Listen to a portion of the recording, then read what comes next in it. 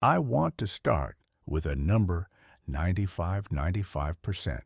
That is the percentage of people who will participate in the stock market at some point in their lives and who will end that participation with less wealth than the market itself offered them freely during the exact same period, not because the market failed them, not because the economy failed them, not because they were born into the wrong circumstances or did not work hard enough or did not care enough about their financial future. The market will offer the same return to every single person who participates in it.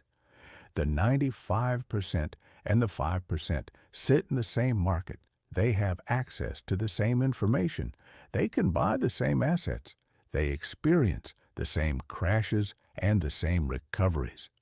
And yet, when you measure the actual returns that each group earns compared to what the market offered during the same period, the gap between them is not small. It is not a matter of the 5% earning slightly more. The gap is so large and so consistent across so many decades and so many market cycles that it cannot be explained by luck or timing or access or information. It can only be explained by behavior. Today, I'm going to tell you exactly what the 95% do, that the 5% do not do. And I am going to tell you exactly what the 5% do, that almost nobody around them is doing. And by the end of this video, you will have a completely clear picture of which group you are currently in and precisely what it would take to move from one to the other. I have been studying this question since the 1930s, not as a theoretical exercise, as a direct observation of real investors making real decisions with real money across every market condition that the 20th and early 21st century produced. And what I found was not what I expected, the uncomfortable truth about the 95%. Let me begin with something that will be difficult to hear. The 95% are not stupid. This is the first and most important thing I want you to understand, because the story most financial education tells is that investors fail because they do not know enough. If only they had studied harder. If only they had learned more about financial statements. If only they had understood compound interest earlier. If only they had found the right strategy. This story is almost entirely wrong in my career. I taught at Columbia University for many years. I had students who were among the most analytically gifted people I had ever encountered. Students who could read a balance sheet faster than I could. Students who understood the mathematics of valuation at a level that most professional analysts never reach. And some of those students went on to build extraordinary wealth. And some of those students with identical knowledge and identical analytical skill went on to produce results that were mediocre at best and catastrophic at worst. The knowledge was the same, the results were entirely different. And when I studied why the difference was never what they knew, the difference was always what they did with what they knew, in the specific moments when doing the right thing was emotionally difficult.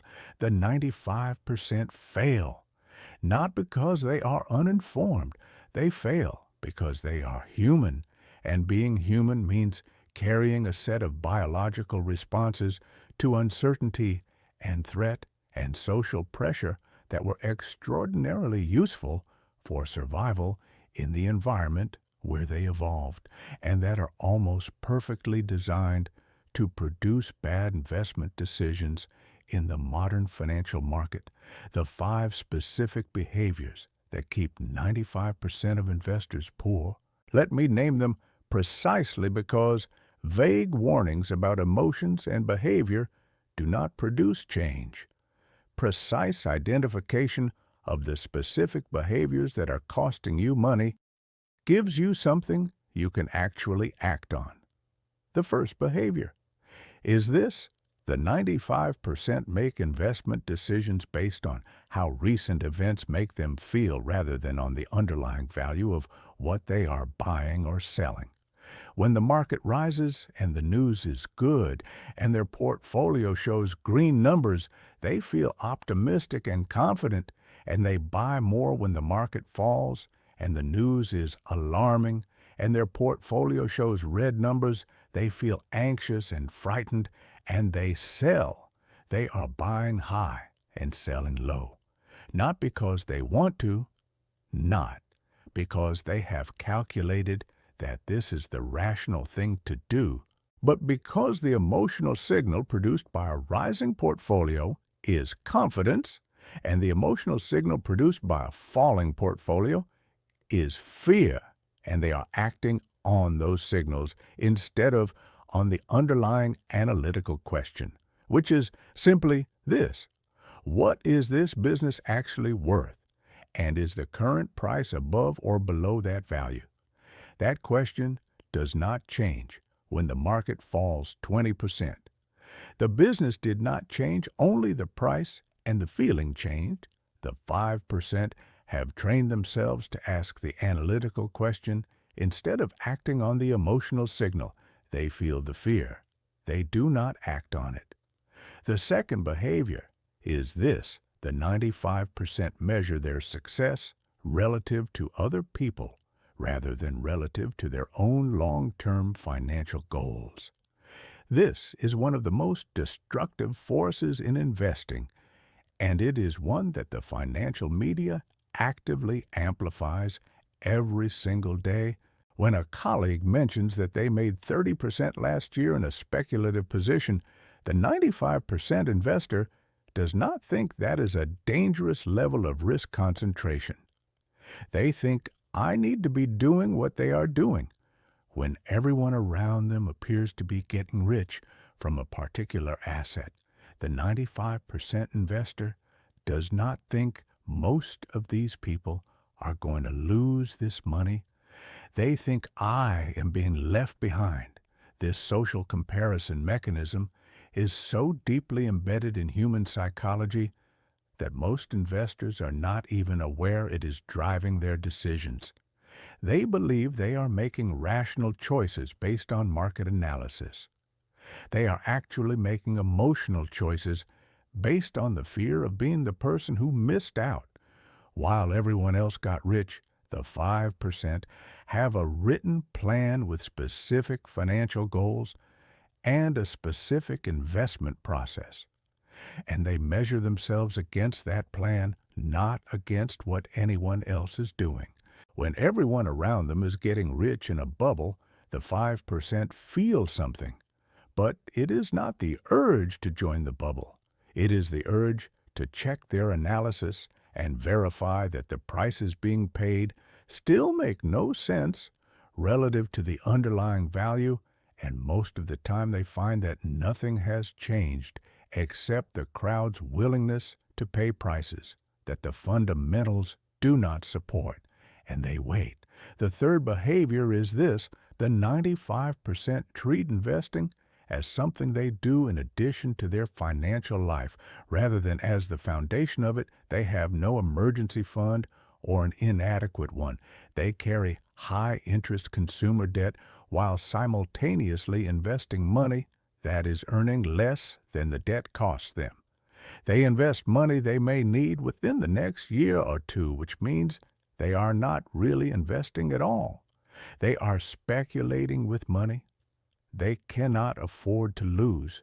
And then when a market decline coincides with a personal financial need, which it does with remarkable frequency, because the same economic conditions that cause markets to fall also cause job losses and business difficulties. They are forced to sell at exactly the wrong moment. They did not make a bad investment. They made a structurally unsound financial decision to invest before they had the foundation that makes investing safe. The 5% have the foundation in place before they commit a single dollar to the market. They have the emergency fund. They have eliminated the high-interest debt. They only invest money whose temporary disappearance would not change their actual life. This structural soundness is invisible in good times. It becomes everything in bad times and in investing. As in life, bad times always eventually arrive. The fourth behavior is this. The 95% confuse activity with progress. They check their portfolio every day. They read every piece of financial news. They react to earnings reports and analyst upgrades and downgrades and macroeconomic announcements. They trade frequently. They make adjustments. They feel like they are actively managing their investments, and that this active management is making them more informed and therefore producing better results. It is not the research on this is as clear and as consistent as any research in the field of behavioral finance. The more frequently individual investors trade, the worse their returns, not slightly worse, dramatically. Worse the friction of commissions and taxes and the systematic pattern of buying. After prices rise and selling after prices fall means that more activity almost always produces less wealth. The 5% do less, not because they are lazy, but because they understand that the compounding that builds real wealth is a slow and largely invisible process that does not require monitoring. It requires patience. And patience in a world designed to generate anxiety and activity in every investor at every moment is one of the hardest disciplines to maintain. The fifth behavior is this. The 95% never write anything down. They hold their investment thesis in their head. They hold their risk tolerance in their head.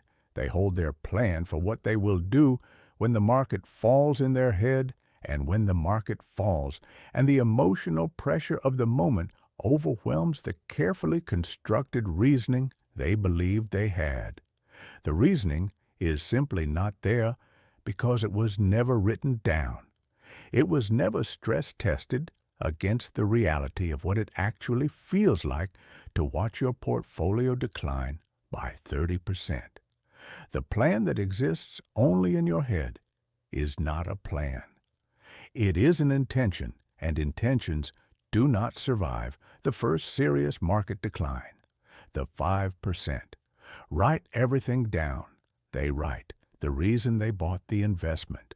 They write what the investment is worth and how they arrived at that number. They write what conditions would cause them to sell. They write what they will do when the market falls 20% or 30% or 40%. And when the market falls and the emotional pressure arrives, they do not make a decision in the moment of maximum fear. They execute a decision they already made in a moment of calm, rational analysis. That prior self who wrote the plan when the market was quiet is the most valuable financial resource the 5% investor has, and it costs nothing to create what the 5% actually do. I have described what the 95% do. Now let me describe the 5%, not as exceptional geniuses with abilities unavailable to ordinary people, but as ordinary people who have made a specific set of decisions and built a specific set of habits that produce extraordinary long-term results. The 5% investor has built their financial life from the foundation up. They have the emergency fund. They have eliminated destructive debt. They invest consistently regardless of market conditions. They do not make decisions based on how the market has moved recently. They make decisions based on whether the current price of a specific investment is above or below their assessment of its underlying value, and they write that assessment down before they buy. The 5% investor has defined their circle of competence. They do not try to have an intelligent opinion about every business, in every industry, in every geography. They have chosen a limited domain where their professional experience or their sustained intellectual engagement gives them a genuine advantage over the average market participant. And within that domain, they go deep. They read the financial statements. They study the competitive dynamics. They understand the history of the business through multiple market cycles. And when the market offers them a price that their deep understanding tells them is significantly below the value of the business, they act, not with the timidity of someone reacting to current events, but with the conviction of someone who has done the work and knows what they own. The 5% investor has separated their self-worth from their portfolio value. This is perhaps the most psychologically demanding element of the entire list, and it is the one that most people underestimate. When your sense of intelligence and competence and success is tied to the daily movement of your portfolio value, you cannot think clearly about the market.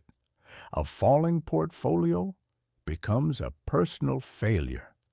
A rising portfolio becomes a personal validation, and neither of these emotional states produces the clear analytical thinking that good investment decisions require. The 5% investor has found their sense of competence in the quality of their process, not in the outcome of any particular investment.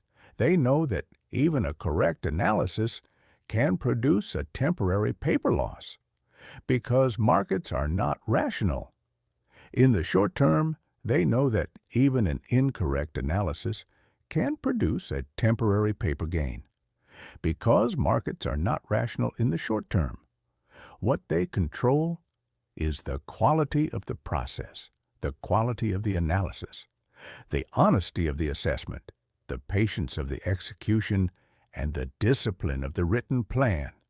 And they trust that over long periods of time, the quality of the process will produce the quality of the result, even when the short term is telling them something different the moment the 95% become the 5%. I want to tell you about the specific moment that I observed most frequently in my students at Columbia. The moment when someone who had been in the 95% crossed into the 5%. It was almost never a moment of intellectual revelation. It was almost never the moment they learned something new about finance or valuation or market history. It was a moment of honest self-examination. It was the moment they stopped asking, "What should I buy?" and started asking, "What kind of investor do I actually want to be? And what does that actually require of me as a person?"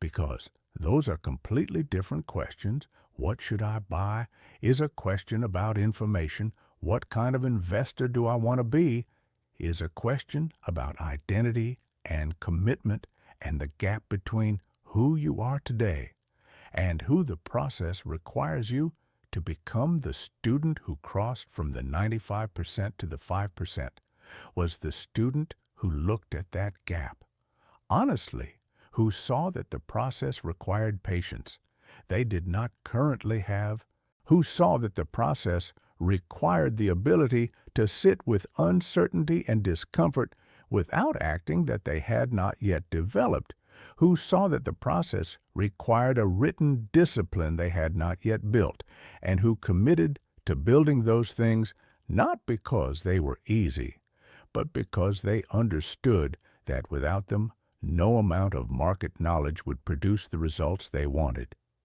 Investing is not primarily an intellectual challenge. Every person reading this has access to enough information to invest intelligently. Investing is primarily a behavioral challenge, and the investors who win are the ones who have done the work of understanding their own behavioral tendencies and have built structures, processes, and written disciplines that keep those tendencies from destroying the returns that their knowledge could otherwise produce. The question I want you to answer: Before you sleep tonight, I have given you the 5 behaviors of the 95%. I have given you the 5 practices of the 5%. And now I want to give you the one question that I believe is more valuable than any other single piece of investment education you will ever receive. The question is this: in your last 5 investment decisions, where did the decision actually come from? Not where you wish it had come from. Not where you would tell me it came from if I asked you directly, but where it actually came from when you are being completely honest with yourself. Did it come from written analysis of the financial statements of the business you were buying? Did it come from a clear assessment of the gap between the current price and your estimate of the underlying value? Did it come from a written plan that you had created in a moment of calm before any emotional pressure was involved? Or did it come from a feeling, from the excitement of a rising market, from the fear of a falling one, from the recommendation of someone you trust, from the sense that everyone around you was doing this and you did not want to be left behind? If the honest answer is the second category, you are in the 95%. And the path to the 5% is not finding a better stock. It is building a better process. Write the plan before the next market opens. Define what you own and why you own it. Define what price would tell you. The thesis has succeeded. Define what conditions would tell you.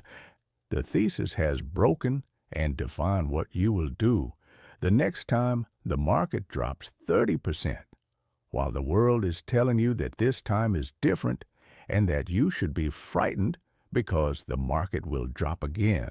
And when it does, the investors with a written plan will see a sale, and the investors without the written plan will see a disaster. And that difference, and only that difference, is what separates the 5% from the 95 your assignment. Here is what I want you to do before your next investment decision. I want you to write the answers to 5 questions on a single piece of paper. What do I own, and how does each business I own make money for its owners? What is each business worth, based on my own assessment of its financial statements, and not based on what anyone else has told me? Why is each business currently available at the price the market is offering, and what does the market appear to be missing or temporarily overweighting what would have to happen for my original thesis on each investment to be broken? Not the price falling, but the underlying business reality changing. And finally, what will I do if the market falls 30% in the next 12 months? Not what do I want to do? What have I already decided I will do? Write the answers. Keep the paper, and the next time the market does something that feels alarming, read the paper before you do anything else. You are not protecting yourself from the market by doing this. You are protecting yourself from yourself, and in the long history of everything that has ever destroyed an investor's returns, that second protection has always mattered more than the first. The bottom line, 95% of investors will underperform the market they participate in. Not because the market is unfair, not because they lack intelligence or access or information, but because the specific biological responses to uncertainty and social pressure and loss that every human being carries will produce predictable and consistent behavioral errors in the absence of a written process designed to intercept those responses before they become decisions. The 5% do not have better information. They have better processes. They have written plans created in moments of calm that govern decisions in moments of pressure. They have financial foundations that mean no market decline can force them to sell. They have circles of competence deep enough to produce genuine conviction that survives short-term volatility. And they have separated their identity from their portfolio value so completely that a falling market produces analytical thinking rather than existential anxiety. Every single one of these things is available to you. None of them require exceptional intelligence. All of them require a specific and sustained commitment to building a process. Rather than searching for a better tip, the 95% are looking for the right answer. The 5% are building the right process. Build the process. That is how the intelligent investor thinks. Thank you.